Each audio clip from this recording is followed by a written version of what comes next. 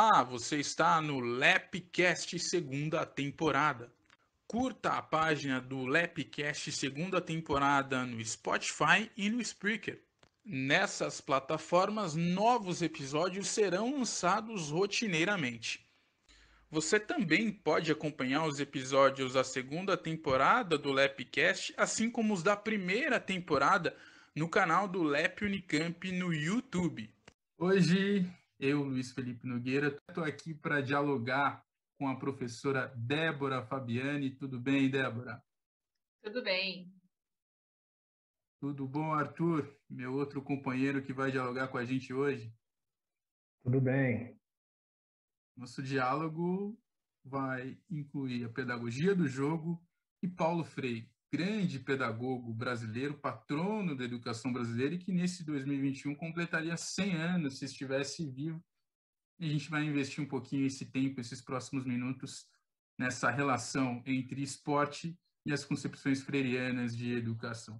Primeiro, eu faço questão de apresentar Paulo Freire, professor de 35 títulos de honoris causa, reconhecido no mundo todo, muito lido nos Estados Unidos, na Inglaterra, em toda parte do planeta que se preocupe um pouquinho.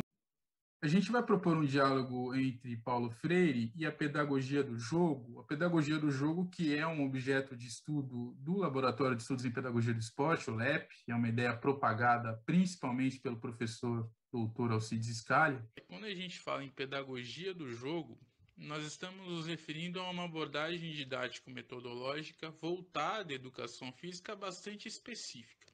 Existe uma série de abordagens didático-metodológicas ou modelos de ensino voltados à educação física que pressupõem a utilização do jogo como um recurso fundamental para o ensino e aprendizagem de práticas corporais ou esportivas. Tais abordagens pressupõem o rompimento de um ensino tradicional e tecnicista para outro que leve em consideração o fenômeno jogo e sua complexidade. Essas abordagens constituem o que estudiosos e estudiosas da pedagogia do esporte e da pedagogia voltada à educação física chamam de Game-Based Approaches, as GBAs. Uma dessas Game-Based Approaches, a pedagogia do jogo é bastante específica, porque pressupõe a aprendizagem de determinada prática a partir de um imbricar do ambiente de aprendizagem com o ambiente de jogo. Esse ambiente de aprendizagem pode ser informal, pode ser na rua, por exemplo. Prediz também a compreensão do fenômeno jogo em sua inteireza, como algo complexo, sistêmico, irredutível, imprevisível, caótico e que tem importantes componentes como o desafio, a imprevisibilidade, a representação e o desequilíbrio que caracterizam seu processo organizacional sistêmico. Além disso, o fenômeno jogo possui uma lógica imanente, uma capacidade de engajamento e envolvimento sobre quem joga brutal. É o que estudiosos da pedagogia do esporte chamam de estado de jogo. Tudo isso posto, enfim, já falei demais aqui, vou perguntar para o meu amigo Arthur se é possível a gente, de fato, estabelecer um diálogo entre essas concepções de pedagogia do jogo e as ideias de Paulo Freire, que a gente vai destacar ao longo de nossa fala, uma pedagogia freiriana, uma pedagogia pautada numa perspectiva crítica, uma perspectiva de emancipação e humanização dos sujeitos, se isso é possível, principalmente no esporte. É possível a gente pensar? Paulo Freire no esporte tem a ver? Sim, pensando nesse jogador enquanto um homem, né, que está em busca da sua humanização, e pensando também nesse homem como sendo o treinador ou a treinadora, que também está em busca dessa humanização, dessa emancipação, entendendo como o Paulo Freire vai trazer lá no Pedagogia do Oprimido, o ser humano oprimido, né, o homem oprimido, que está sujeito a algumas situações que os limitem. Pensando nisso, me vem à cabeça a fala do professor Alcides de devolver o jogo a quem joga, de devolver o jogo ao jogador, devolver o jogo à jogadora. Mas, Débora, eu vou te perguntar se antes de devolver o jogo ao jogador ou à jogadora, e isso nos parece necessário a partir da pedagogia do jogo, não seria interessante libertar também o treinador, a treinadora, esse pedagogo, essa pedagoga, por incutir alguma relação de aprendizagem ou de ensino-aprendizagem com esses sujeitos? O que te parece? Excelente pergunta, Luiz. E acho que é importante a gente pensar na formação desse treinador, dessa treinadora, né, desse pedagogo, pedagoga, porque para que ele sistematize e organize ambientes de aprendizagem que vão possibilitar essa humanização do jogador ou devolver esse jogo ao jogador, ele precisa, antes de tudo, ter sido humanizado ao longo da sua formação, né? Pensando que a sua formação ela não envolve somente a formação acadêmica, lá, né, no ensino superior, na pós-graduação, mas humana, né? Enquanto atleta que foi, né, que normalmente pedagogos do esporte foram atletas anteriormente, tiveram essa prática. Então, se nas suas práticas eles não tiveram possibilidade de diálogo, de co-construção, de escuta, humanização, dificilmente eles vão conseguir colocar isso em prática aí no momento que eles forem sistematizar suas práticas pedagógicas. Então, acho que antes de tudo a gente precisa pensar e ter esse olhar voltado para a formação desse pedagogo do esporte. E aí eu não sei como que vocês veem isso, né? Como que essa formação ela pode se dar em diferentes âmbitos, aí, formais, não formais e formais. Trazendo essa discussão um pouquinho para o lado do esporte, pensando no esporte, mas desde o contexto de iniciação esportiva até o altíssimo rendimento, e principalmente ao altíssimo rendimento, em que a gente tem treinadores e treinadoras que muitas vezes durante a vida foram coisificados, foram vistos como objetos, alguém que estavam ali simplesmente para reproduzir ordens de outro treinador ou treinadora, em busca do resultado positivo, como se fala no futebol, em busca dos 3 pontos. Qualquer coisa não está acima dos 3 pontos. 3 pontos acima de tudo, vitória acima de todos. Como alguém que foi forjado nesse ambiente ou forjada nesse ambiente, de um momento para o outro, se desconstruir, se humanizar para humanizar o próximo, para humanizar o jogador, a jogadora, tendo em vista todas as nuances do contexto que não é muito agradável, que exige muita coisa, que coloca muita pressão. E aí eu falo na iniciação esportiva, desde o momento em que a gente tem pais que cobram, que frustrados pelo desempenho dos seus filhos ou pela insatisfação dos seus filhos, passando pelo contexto de especialização em que a gente tem, como eu disse há pouco, essa busca desenfreada por resultados. Como a gente pode lidar com esse processo? Como vocês enxergam isso? Se essa transformação ela acontece de forma repentina, se ela é uma questão simplesmente de disposição da parte desses treinadores e treinadoras em mudar a sua prática, se ela exige reflexão e que tipo de reflexão é essa? Acho que, eu não sei se vocês concordam, mas acho que parte também desse que é esperado para o papel de treinador e treinadora. Né? Então, a gente discutiu aí numa fala prévia aqui sobre o que se espera quando você assume um time, né, seja em qualquer nível, aí, iniciação, alto rendimento, era que o treinador ele organize um modelo de jogo, né, que ele sistematize ali práticas e que aqueles jogadores eles vão fazer realmente o que o treinador está propondo, né, que vão jogar aquele jogo que o treinador propôs. Né, e na ideia de que, ok, se tudo der certo, eles ganharem e forem campeões, eu que formei aqueles jogadores. Então, existe ainda nesse imaginário dessa formação do treinador essa expectativa muito grande do papel que ele tem que assumir. Né? E, de novo, ele sendo objetificado e, por fim, objetificando, né, os seus atletas, os seus jogadores ali naquele contexto. Então, eu acho que um ponto fundamental, né, é diálogo, essa construção também com outros treinadores. Né? Porque se só um treinador, ele sozinho, ele tem uma visão diferente, e aí dentro de uma lógica de um regulamento de uma competição, ou de uma lógica ali de repente ele está num clube, né, numa academia, que tem alguns princípios, né, para poder pensar como vai ser essa relação de treinador e jogador, então ele sozinho é muito difícil, né, ele precisa ter esse diálogo e ele precisa entender também que ele pode dialogar, né, o Paulo Freire fala muito isso, né, a gente não tem como dialogar sem saber que a gente pode dialogar, que a gente tem esse direito de falar, que alguém vai nos escutar. Paulo Freire diz que não tem como se libertar sozinho, né? Que se liberta em comunhão, se liberta com o outro. Então, essas conversas entre os pares, essas conversas, esses diálogos, né? Eles são muito importantes. Mas ele também tem que estar aberto para enxergar o mundo, né? Fazer uma nova leitura do mundo. Ele não, se ele estiver fechado, se ele ainda estiver com as marcas do opressor, o que ele vai poder fazer reproduzir opressor como hospedeiro dele, né? Então ele vai reproduzir isso na sua prática quando ele estiver sendo um treinador. Me parece que é muito importante para que a gente estabeleça diálogo, que foi uma palavrinha-chave muito importante para essa discussão que a Débora nos trouxe, é reconhecer o treinador e a treinadora, o pedagogo e a pedagoga como seres humanos e seres inacabados, como sujeitos que são passíveis de fraquezas, são passíveis de defeitos, e que muitas vezes, pelo contexto, são obrigados a ocultar todas essas questões, né?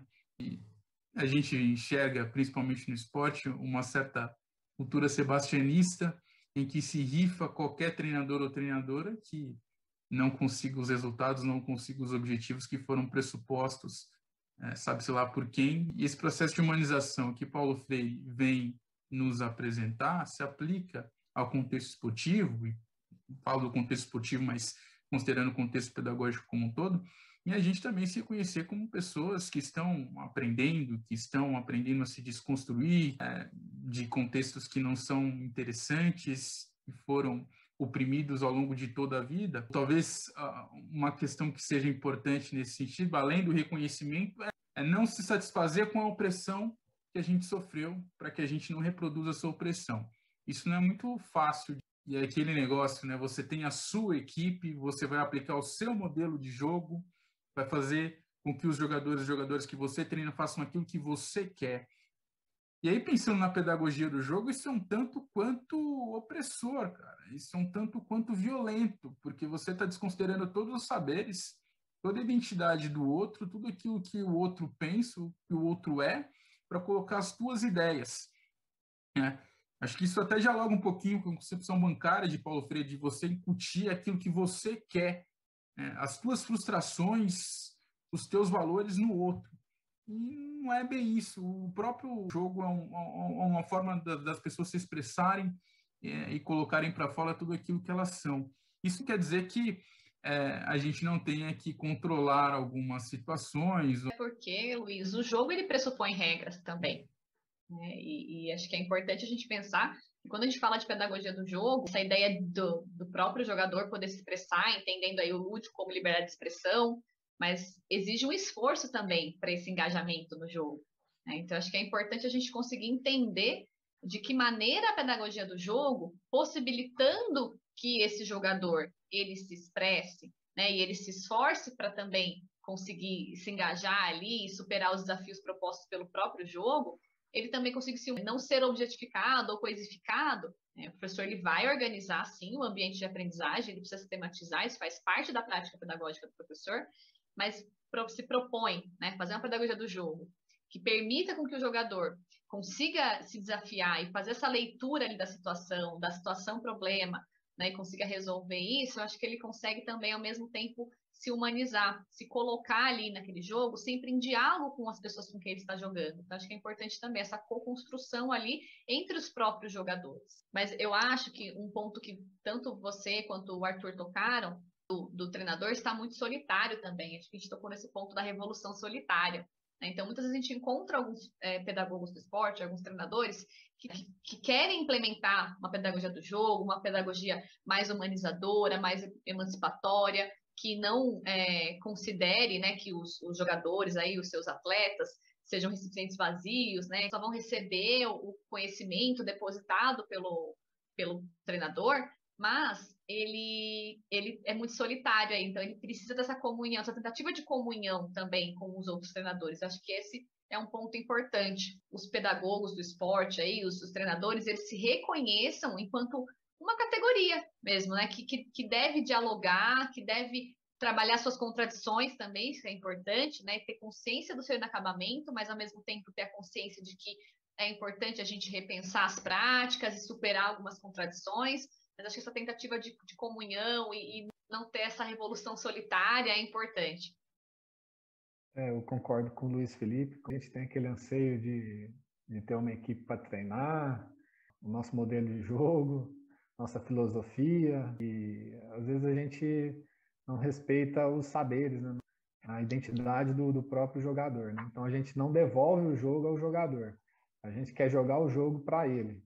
se tivesse a possibilidade de fazer os círculos de cultura, como diz o Paulo Freire, onde a gente colocasse os pares, né, os professores, ou até mesmo os atletas, talvez a gente poderia ter maior reflexão e, quem sabe, assim, se emancipar e libertar o jogador, para que ele seja livre, seja autônomo. É bacana isso que o Arthur fala, porque nós todos temos anseios, enquanto pedagogos e pedagogas do esporte e na vida. Temos valores, crenças e concepções que, de alguma forma, são evocadas no nosso fazer pedagógico.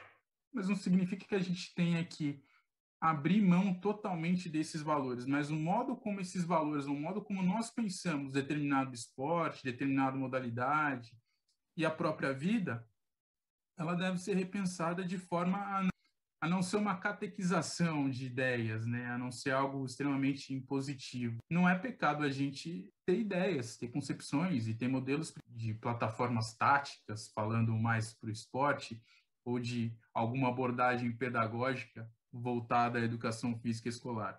Não é pecado, pelo menos enxergo dessa forma.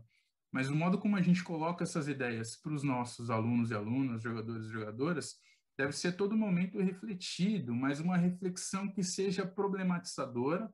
E quando eu digo problematizadora, que enxergue todas essas nossas contradições e nos coloque como sujeitos inacabados, que estamos em construção, que estamos muitas vezes próximo ao que o Paulo Freire vem dizer em Educação como Prática de Liberdade, a consciência transitivo-crítica, mas nem sempre potentes o bastante em função das nossas mazelas e do contexto também, porém tornar isso praxis, tornar tudo aquilo que a gente pensa, as teorias que nos sustentam, em prática efetiva.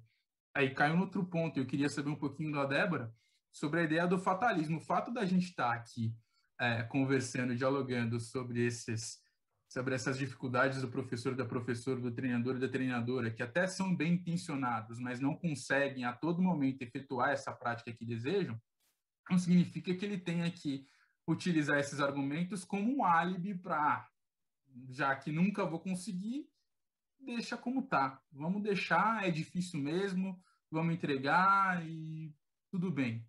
Não me parece que seja o caso, não, Débora? Com certeza. Acho que ter a consciência do inacabamento, né? Ter a consciência que por vezes, né? E, na verdade, por vezes não, a sociedade ela é opressora, né? E se a gente for pensar também no contexto tanto do esporte quanto da escola, a gente sabe que as instituições têm algumas regras que vão predeterminando aí o que o treinador, o pedagogo tem que fazer, e ele acaba se tornando refém de algumas questões. Mas eu insisto de novo na questão, então, de ter essa consciência. O Paulo Freire fala da importância de ter a consciência, né? Eu volto lá para o diálogo, e tanto esse diálogo com outros treinadores, quanto o diálogo com outras esferas aí da gestão, enfim, qualquer esfera que esteja talvez superior ao treinador. Mas eu acho que um ponto importante também é o diálogo do pedagogo, do treinador, com os próprios jogadores. Porque é ali naquele momento que eles estão dialogando, que ambos estão se educando.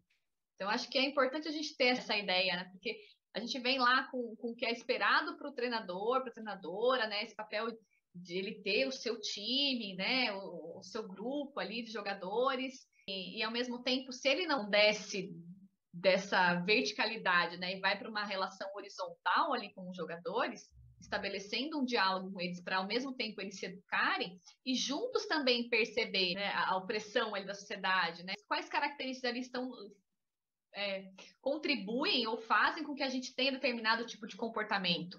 Eu acho que eles pensando juntos também, eles podem ver a situação ali que eles existem, quais são as situações limites, né, que fazem parte do seu contexto, e como que a gente pode superá-las juntos. Eu acho que é importante isso também. Então, é reconhecer que existem situações limites, reconhecer que a gente tem esse inacabamento como ser humano, que a gente está sempre em construção, mas pensar que é isso, a gente está sempre em construção com o outro, né? Seja esse outro ali, né, o próprio jogador, né, o próprio atleta, que teoricamente está subordinado dentro do meu papel, ou seja, esse diálogo com outros treinadores, ou também com quem está acima ali, pensando numa hierarquia. Mas acho que tentar horizontalizar as relações e pensar junto essas situações limites para poder superá-las é um ponto que eu acho que é fundamental, né, para conseguir superar esse fatalismo também.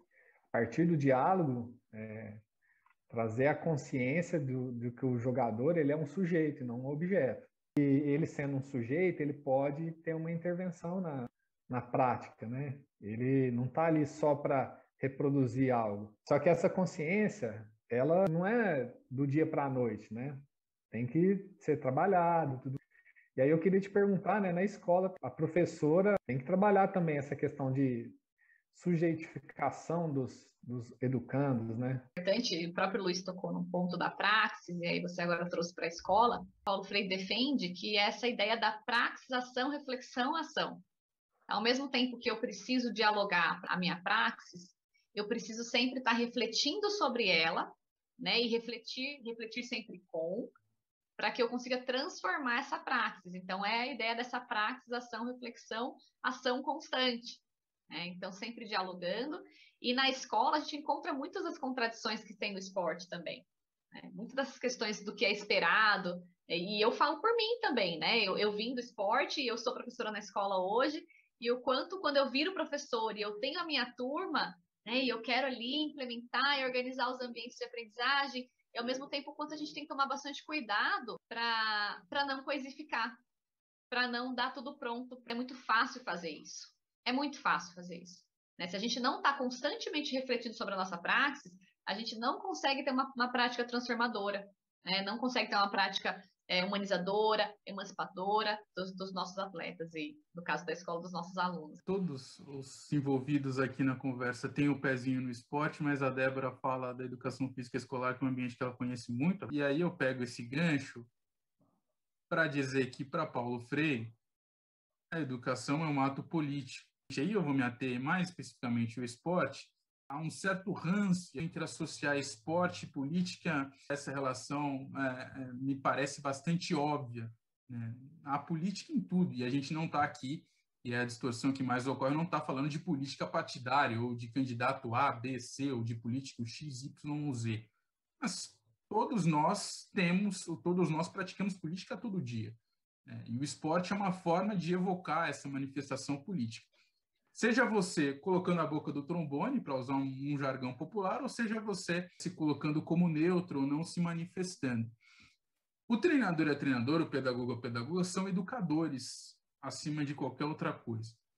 Educam não só para ensinar a jogar bem, a principalmente jogar bem, a fazer bem aquela prática corporal, a fazer com que os seus jogadores e jogadoras, alunos e alunas, conheçam essas práticas corporais. Educam para que esses sujeitos se reconheçam para além do jogo e se situem no mundo, reconheçam e entendam em que mundo eles pertencem, onde eles estão, o que está acontecendo.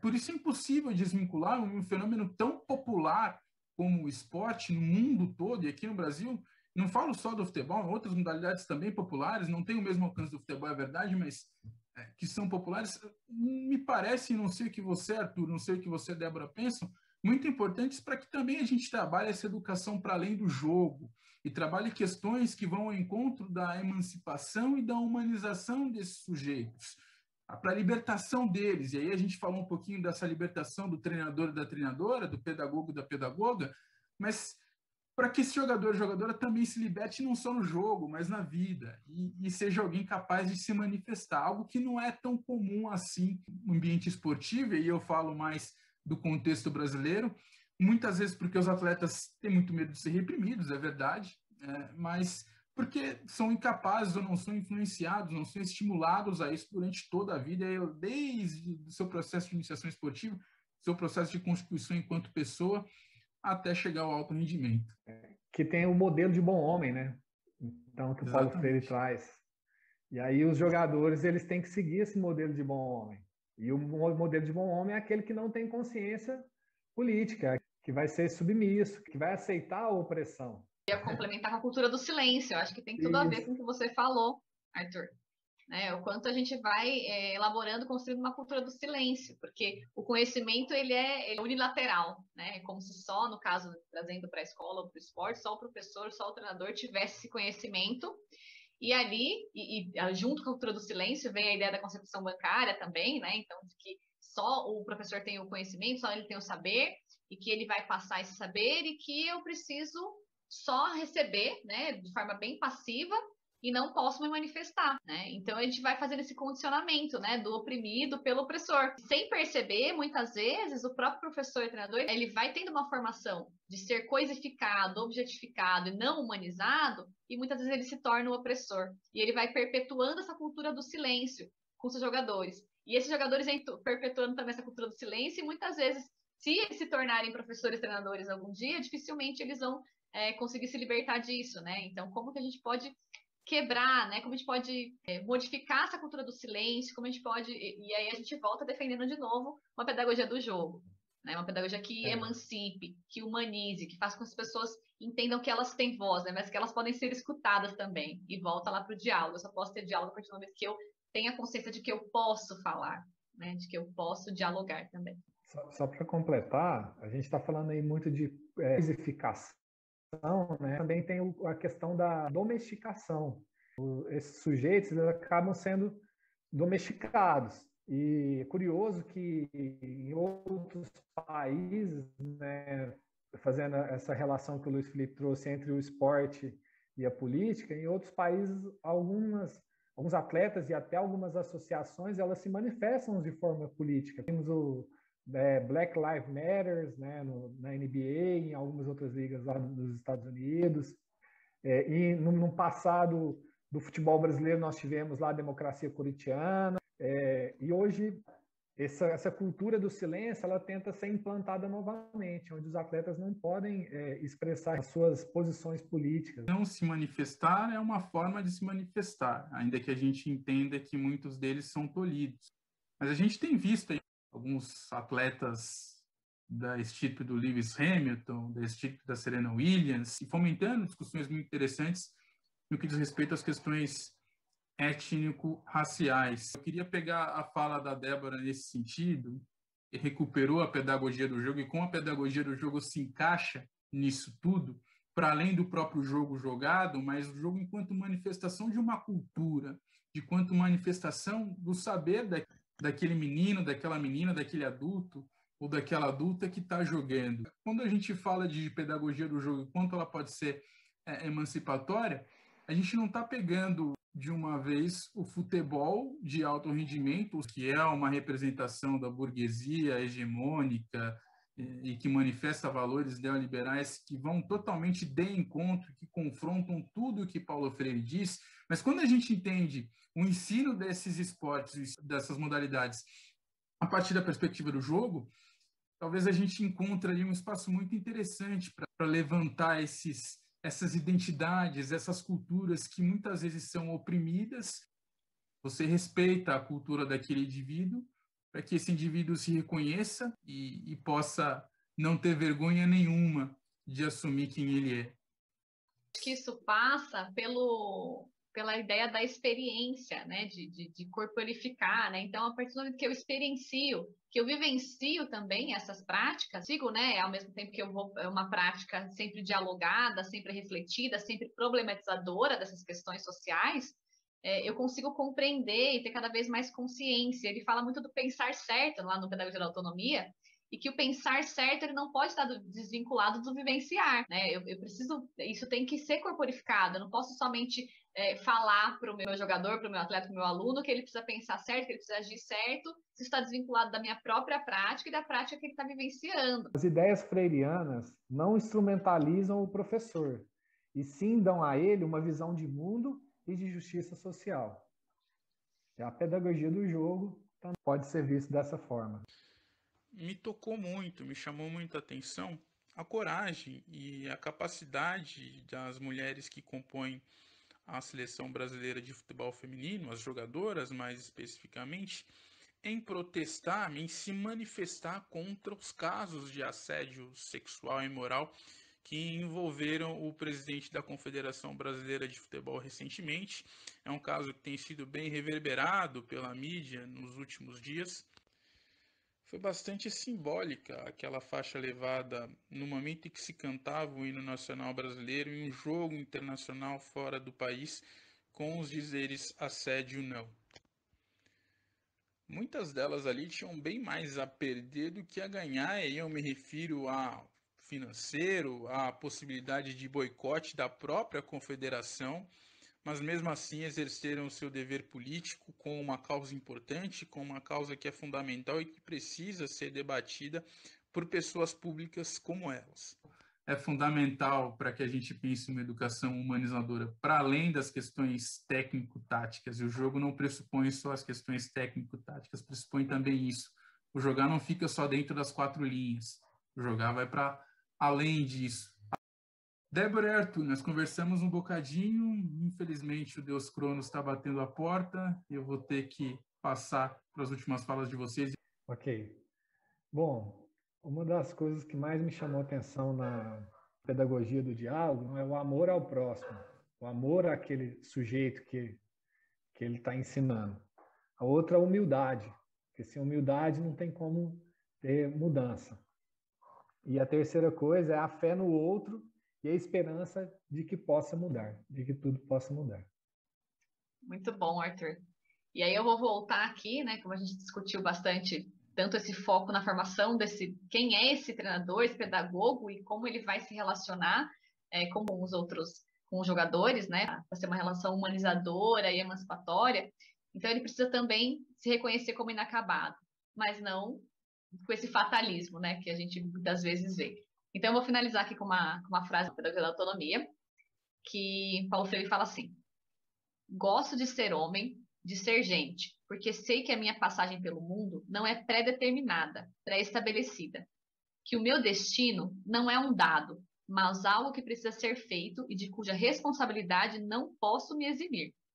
Gosto de ser gente, porque a história em que me faço com os outros e de cuja feitura tomo parte é um tempo de possibilidades e não de determinismo. É isso, pessoal. Muito obrigada por terem escutado o nosso diálogo e estamos dispostos a dialogar, continuar esse diálogo em outras oportunidades. Mesmo nesses tempos difíceis, o diálogo é fundamental, o diálogo é primordial para a gente esperançar. É isso que Paulo Freire nos deixa, que a gente procura seguir, tentando fazer as devidas incursões no esporte. Obrigado, gente. Obrigado, Débora, por esse diálogo. Obrigado, Arthur. Obrigado. Até mais. Muito obrigada. Tchau, tchau. Obrigado. Até mais. Tchau.